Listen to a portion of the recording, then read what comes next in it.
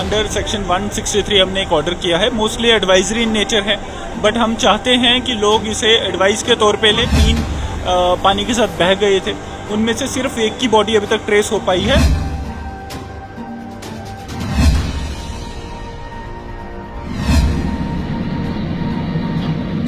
रात को हुई तेज बारिश के बाद जम्मू कश्मीर की कई तमाम जगहों पर जल सैलाब आया। बात करें जिला डोडा की तो कई हिस्सों में तेज बारिश होने के बाद सड़कें तालाब बन गई। तस्वीरों में आप साफ तौर पर देख सकते हैं कि गाड़ियां मिट्टी के मलबे में फंसी हुई हैं। भारी भूस्खलन के कारण पहाड़ों का मलबा सड़कों पर आ उतरा है। बारिश के कारण जल सैलाब इतना ज्यादा बढ़ गया कि यातायात पूरी तरह से प्रभावित हो चुका है, जिस कारण लोगों को काफी परेशानियों का सामना करना पड़ रहा है। और ऐसे में जिला डोडा के डीसी हरविंदर सिंह द्वारा एक एडवाइजरी भी जारी की गई, जिसमें उन्होंने धारा 163 BNSS के तहत चुनाव नदी और नदी नालों के पास जाने या घूमने के लिए पूरी तरह से प्रतिबंध लगा दिए हैं। ऐसे में डीसी डोडा ने ये भी कहा कि जल निकासों के आसपास स्कूल व कॉलेजेस कोई पिकनिक या मनोरंजन की कोई ऐसी गतिविधि प्रशासन की अनुमति के बिना नहीं की जाएगी, क्योंकि अतीत में कई ऐसी दुखद घटनाएं सामने आई हैं, जिनमें डूबने और जल संबंधी दुर्घटनाओं के कारण कई जानें चली गई हैं। और आगे ऐसी कोई घटना पेश न हो, उसके लिए सार्वजनिक सुरक्षा सुनिश्चित करने के लिए रोक लगाना जरूरी है।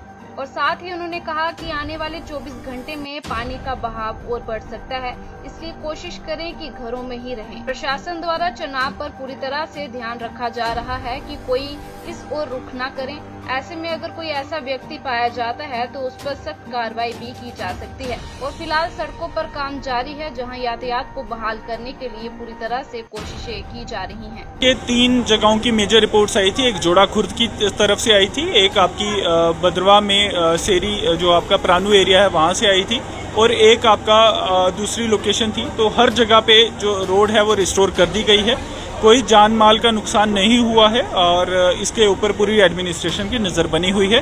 But at the same time एक एडवाइजरी हमने रिलीज़ की है कि इस टाइम फ्लैश फ्लड्स का काफ़ी ज़्यादा स्कोप है, तो लोग वाटर बॉडी से दूर रहें। उसके लिए हमने एक ऑर्डर भी इशू किया है, हमारे बच्चे इन सब चीज़ों से बचें और थोड़ा सा जिला इंतजामिया की मदद करें।